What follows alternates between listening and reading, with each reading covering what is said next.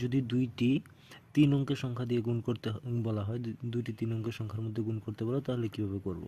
প্রথমে এই সংখ্যাটা দিয়ে এই 3টাকে গুণ করে এই দিয়ে কন্টিনিউ লিখতে হবে। তাহলে করি, 3 দুগুণে 6, 4 দুগুণে 8, 5 দুগুণে 10 হয়ে গেল।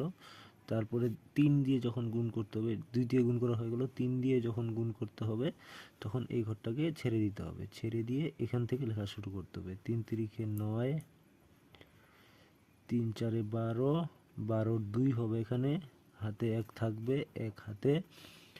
তারপরে 3 5 15, 15 আর হাতের 1 16, এখানে হয়ে যাবে 16। এটা হয়ে গেল। এখন 4 দিয়ে যখন করব তখন এই ঘরটাকে একটু ফাঁকা রাখতে হবে। 3 4 12 হবে 2, হাতে থাকবে আবার 1, 4 4 16, হাতের 1 ছিল, 16 আর 1 17, 17 হয়ে যাবে 7। তারপরে 4 5 20, আবার এখানে 7 হাতের 1 ছিল, 17 হাতের 1 ছিল, 20 আর 1 21।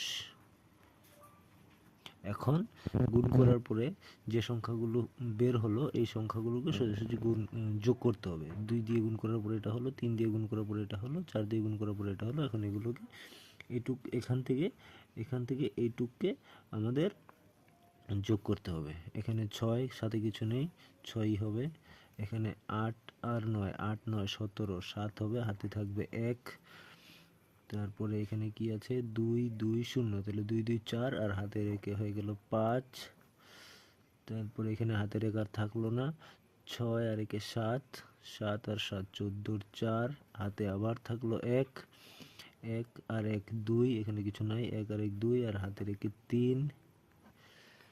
তারপরে এখানে 2 থাকলো, আর কিছু থাকলো না, হাতেরও কিছু নেই, তার জন্য এখানে 2। তাহলে উত্তর হয়ে যাবে আমাদের একক, দশক, শতক, হাজার, অযুত, লক্ষ, মানে 2,34,576।